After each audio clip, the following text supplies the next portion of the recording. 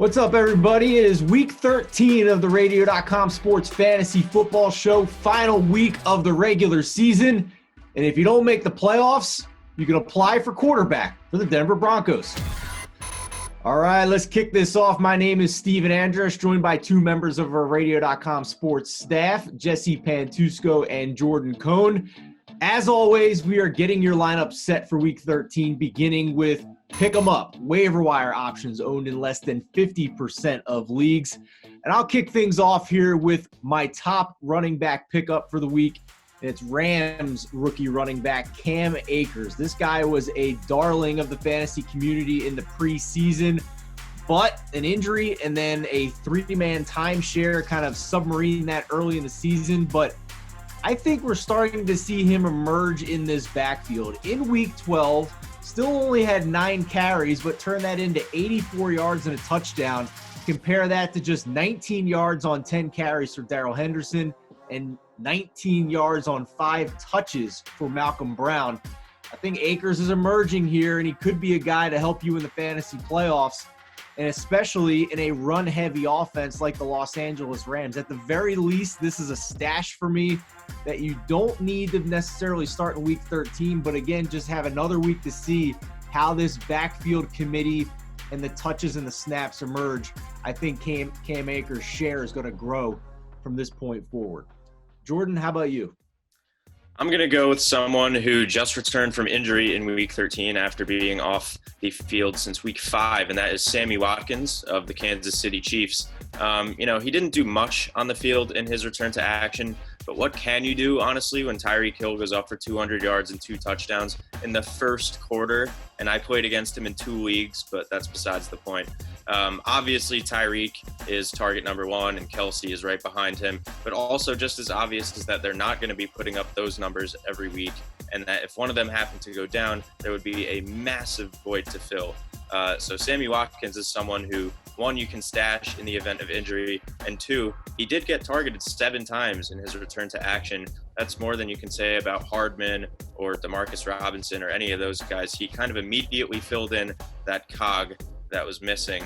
And in 4 of the 6 weeks he's played this season, he's gotten at least 7 targets. So Mahomes likes going his way. He's someone that you should definitely stash in the event of injury. And with a weak matchup, he's someone that I think you can play if you're desperate. Jesse, you have another wide receiver option who hasn't really gotten much attention over the years in the fantasy community, but maybe he should at this point. Yeah, the waiver wire is, slim pickings this time of year. Yeah. But I don't think you can go wrong with Cole Beasley. Bill's slot receiver had a relatively quiet week 12, though he did throw for a touchdown, the first of his career Sunday against the Chargers. The veteran has gone over 100 yards 3 times this year and is on pace to shatter his career highs in both receiving yards and catches. Beasley's averaged a little under 7 targets per game, a number that should rise with John Brown on injured reserve. After being among the most run-dominant teams in football last year, the Bills have completely changed their identity this year, throwing on over 61% of their plays. That makes Beasley a worthy add in leagues where he's still available. Yeah, that's the key right there, right? How pass-heavy they have gone. And I would even add, in weeks John Brown doesn't play, Beasley becomes even more attractive for your lineups. Let's move on to the stream team. This is our top quarterback, tight end, and defensive option, owned in less than 50% of leagues, that you can not only pick up, but start based on the matchup in week number 13. We'll begin with streaming quarterback. Jesse, you have the honors here. Kirk Cousins stumbled out of the gate this season, but he's caught fire of late, averaging over 300 yards with 6 touchdowns and no interceptions in his last 2 games. Cousins, who was quietly on pace for a career high in touchdowns, was remarkable in week 12, completing over 75% of his passes in a comeback win over Carolina. That marked the Vikings' 4th victory in their last 5 games. It should also be noted Cousins' heroic Sunday came out without the help of Adam Thielen, who missed the game due to COVID. Cousins couldn't ask for a better matchup than the one he has against the Jaguars in week 13. Only the Seahawks and Falcons have allowed more fantasy points per game to opposing quarterbacks this year. With Thielen tentatively expected back against Jacksonville, Cousins should have a chance to go nuclear in the final week of the fantasy regular season. I'm looking at a streaming tight end here for week number 13, and usually we're doing this based on matchup, but I actually think there's a tight end out there who is going to be pretty usable for the rest of the season, regardless of matchup, just because of how his offense and his quarterback likes to utilize the tight end. We mentioned him earlier this year, but he's back again healthy. Trey Burton of the Indianapolis Colts. Now, back-to-back weeks with a touchdown for him, back-to-back games with 5+ targets. We know Phillip Rivers' affinity for tight ends, especially in the red zone. And if you look at the 8 games that Burton has actually been healthy and active this year, he has 5 touchdowns in those games. That even includes converted goal line rushing attempts twice this season. They're finding ways to get him the ball near the goal line. And regardless of matchup, I think Trey Burton might be a guy who, I mean, listen, it's all relative to the tight end position, right? It's a quagmire out there, but usually it's tight end or bust when you're looking at streaming tight ends. But he might actually give you some yardage in the weeks that he doesn't score a touchdown as well. Jordan, who are you looking at for streaming defense in Week 13?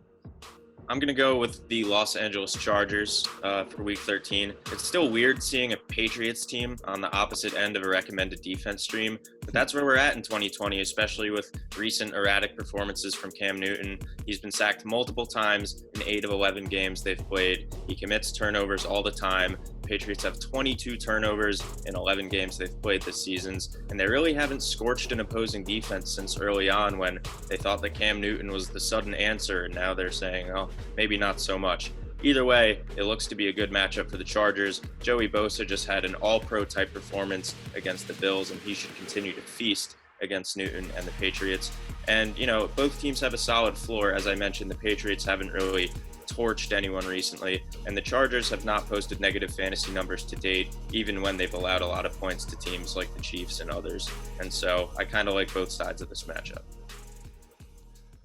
All right. We like to kind of say that every segment has its own value and importance on this show, but in Week 13, our final segment, Stealthy Starts, really matters. Like, we know a lot of you guys are out there. This is a make or break week to try and make your fantasy playoffs. So we're bringing it for you. Make or break picks here for Stealthy Starts. Players who have been started in less than 50% of leagues, but this week we think you should start based on the matchup to give your lineup some success to try and help you either get a first-round bye or to make the fantasy playoffs. So, Jordan, no pressure, buddy. Stealthy start for Week 13.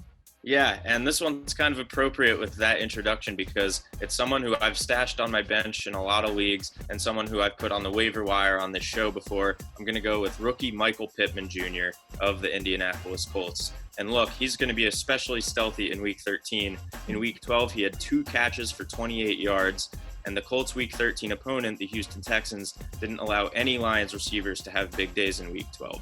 So seemingly it doesn't, present itself as that nice a matchup. However, if you look deeper, you'll see that in Week 12, Pittman once again had a large target share. He had 9 of Phil Rivers' targets, extending his team lead in that category over the past 4 weeks since he's returned from injury. And though the Texans shut down the Lions wide receivers for the most part, they're a pretty sorry team in the first place, and they didn't have Kenny Golladay, and they had previously been a bottom 10 defense against receivers with both studs like Devontae Adams and no names like Damiere Byrd going off against them. And so Michael Pittman with a good target share against a defense who is prone to giving up big days to receivers in the Colts and Texans' first clash of the season. I like the outlook for the rookie in Week 13. And they're probably going to have to score points to keep up with Deshaun Watson as well. So right. I certainly like the projected game script in that game for Michael Pittman. Jesse, how about you? Well, full disclosure, my stealth start last week did not age well. Savon Ahmed didn't even play against the Jets due to a shoulder injury. With that said, I feel pretty confident about this week's selection, Saints running back Latavius Murray. With Taysom Hill filling in for injured starter Drew Brees at quarterback, the Saints have predictably leaned on their ground game, running the ball on 67%, essentially 2/3 of their plays the past 2 weeks. Murray has surprisingly emerged as the Saints' workhorse during that span, out-touching Alvin Kamara 34-25, while also outgaining Kamara by over 100 yards from scrimmage. Kamara has barely practiced the past 2 weeks while battling a foot injury and didn't look close to 100% Sunday at Denver. With New Orleans running away with the NFC South, it seems like the Saints are making a conscious effort to preserve Kamara for the postseason, which means we could see a lot more Latavius down the stretch. Coming off a season-high 124 rushing yards in Week 12, I like Murray's chances Sunday against Atlanta. Yeah, I think you hit the nail on the head there. I was starting to wonder here too with these performances if they are preserving Kamara for the postseason, or if he's just a little banged up. He's been on the injury report the past couple of weeks, but regardless, they are certainly taking volume away, and Taysom Hill is not targeting him. Like, that's the key, right, for Kamara. That's where all his fantasy glory was coming from, all of those receptions that Drew Brees has given him. And Taysom Hill is looking to Michael Thomas and then taking off down the field. He's like a one-read-and-run quarterback here. So I'm with you, Jesse. I think you got to really downgrade Kamara the rest of the way, which is going to help Latavius as long as Taysom Hill is starting. Here is my stealthy start for Week 13, and admittedly, it's not really all that stealthy, but I was shocked to see that fantasy managers are still starting him in less than 50% of leagues. It's Giants running back Wayne Gallman. Now, this has coincided, of course, with Saquon Barkley on IR and also Devonta Freeman on short-term IR. But what are we doing here, people? I mean, when it comes to fantasy running backs, all you could ask for is a starter who's getting the majority of the touches, bell cow touches. When you have that, you start him, and that has been the case for Wayne Gallman. In Week 12, he had 27 touches. The game before that, he had 19 touches. Week 13 at Seattle. Since taking over Week 7, Wayne Gallman is the RB6 in half PPR despite having a bye week mixed into that span. That's incredible. Like, Wayne friggin' Gallman is the RB6 since Week 7. Personally, I think he's going to keep the job when Devonta Freeman comes back now. He's been productive enough to do that. And I know Daniel Jones may miss some time here at quarterback with a hamstring injury, but I think that makes his volume safe at this point. Maybe they don't score a lot of points, but they weren't scoring a lot of points to begin with. So I think Wayne Gallman is a high floor, high volume RB2 option moving forward. And if you haven't been starting him and you have him on your roster, you need to be starting him at this point, at least as a flex. All right, that's going to do it for this week's episode of the Radio.com Sports Fantasy Football Show. If you have any questions for Week 13, lineup questions, make or break situation to try and make the playoffs, share this video and submit your question in the comments. We'll be happy to get to it for you.